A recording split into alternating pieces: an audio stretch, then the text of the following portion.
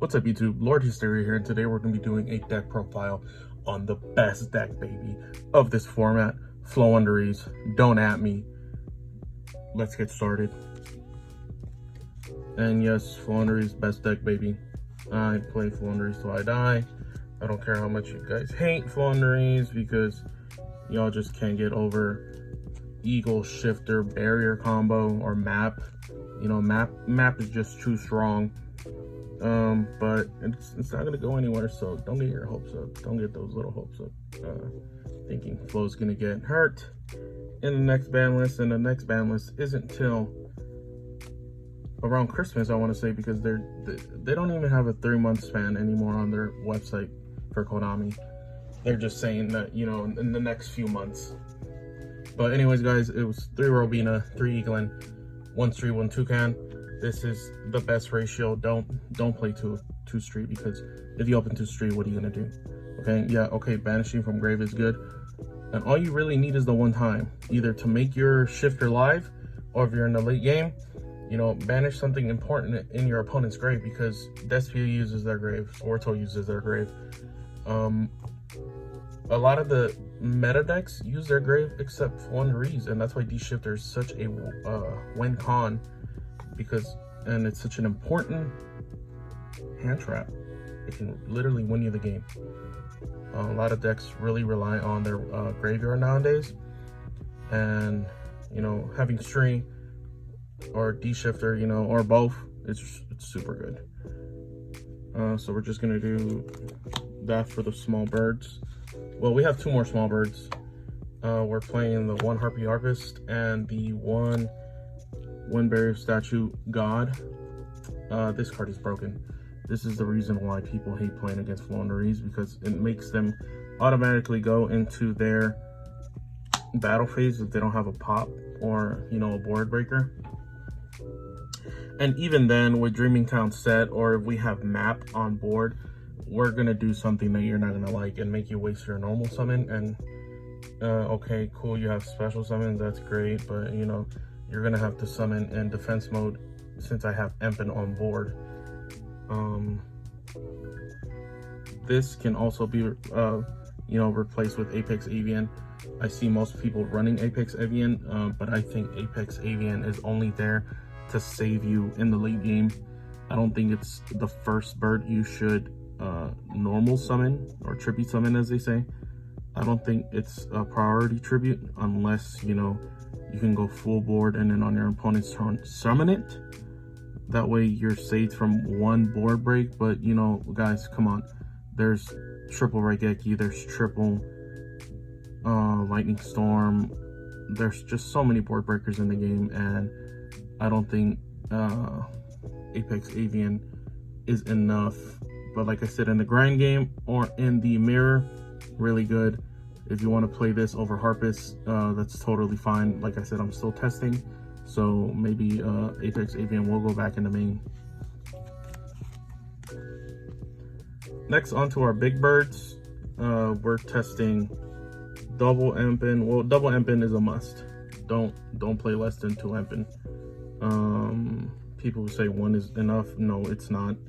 And 1 Ryza. I've been thinking about playing 2 Ryza and dropping the Harvest, but when I went to Pasadena Regionals, 2 Ryza really only came up in the mirror match, and that's only if you know when to tribute summon, what to tribute summon. You know, you want to get rid of their map, you want to get rid of their continuous spell, unexplored winds. Sure, double Ryza in 1 turn is really broken, but do you really want to waste all that tributing on your turn and then for them to just break your board after you're done doing what you're doing, and then proceeding to still go full combo? Because most decks now, they're nothing but all gas. So this is the perfect ratio for now. It might change, you know, come August when Spike drops. People are saying Spike's going to be tier 0. No, it's not. The deck is not all that, because it's just not. And you guys will see come August that, okay, yeah, Splight and Tearlaments will be the top dogs, but it's not going to be tier 0 like in the OCG. Next, we're playing the only hand trap in our deck, triple D shifter. D shifter is honestly the best hand trap in the format right now. I mean, banishing everything that goes to grave, and you can do this off the rip, and that really gets you. If your opponent doesn't have called by or any answer to it, like, that's it. You know, like I said, most decks really rely on their graveyard, and D shifter basically says, no, you can't play the game. Like I said, Eagle, Shifter, and Map, like, what are you gonna do? You know, oh, Droplet, Lance, okay, cool, yeah, try to get through the rest of my board. I don't really care. Try to waste your resources, banish everything you want. You know, D-Shifter really makes you think, hey, do I really want to waste all my resources and potentially get stopped? Or do I just want to set and pass? Next to our spells, we are playing triple Advent of Adventure. You need to play triple Advent. Advent is just too strong. And we are playing the 5 field spells in our deck. We're playing triple Advent, triple Map, 1 Mystic Mine, 1 Terraforming. Mystic Mine really comes up when they truly do break your board and you have no answer to it. And then, you know, you just terraforming into Mystic Mine and then play Mystic Mine if they don't have the out. Basically, you're just going to draw until you have an out yourself, and your opponent's just going to keep drawing and passing unless they have board removal, which most of the time they don't go in game 1 or game 2 even. But like for this deck, I really do suggest using backboard removal or, you know, board wipes in general.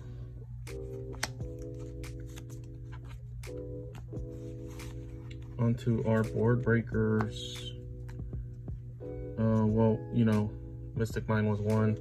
We are playing triple Durnum. Durnum is just too strong, and you need to play 3 of this because if you go second, the deck really struggles against big boards. But, you know, this basically just says, I'm going to play the game. I'm going to set up full board and pick full board and pick apart your board as I go on or as I please. And that's always the best thing. That's always the fun thing, you know. Floowandereeze gets to do whatever it wants on your turn or my turn. Next, for the consistency cards, we are playing triple Prosperity and triple Duality. These are the only pop cards you need in this deck. Those who play Extravagance at 1 or at 2, you really need to stop telling people that it works out, because I know it doesn't work out. And don't try to make people hop on that train, because it's just not consistent, and I don't agree with it at all. These are all the pop cards you need. You're always going to see one, and when you do, basically, you know, you're going to get what you want. Sometimes you don't. I'm not saying, you know, it's always going to work out, but when you do, you do. Flow players, you know what I'm talking about. Now we're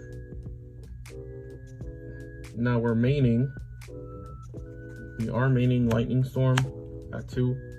Lightning Storm's just really good. Like I said, going second, because going second, the deck really struggles against big boards or heavy back row decks like Eldritch, and Eldritch is really, you know, Eldritch is not going anywhere anytime soon. So definitely play Lightning Storm. I would replace these with Regeki too, because I'm also running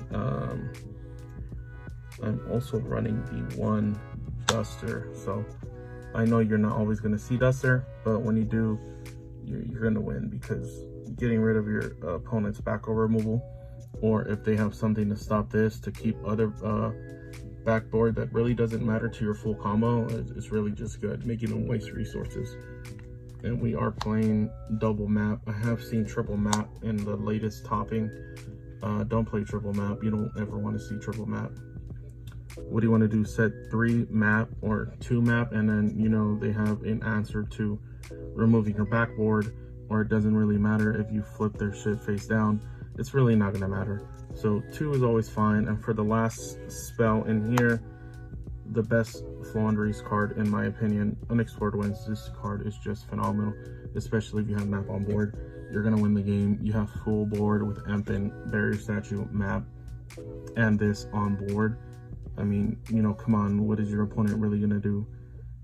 this deck is just too strong and people don't respect the deck as much as they should, and there's nothing but hate on the deck.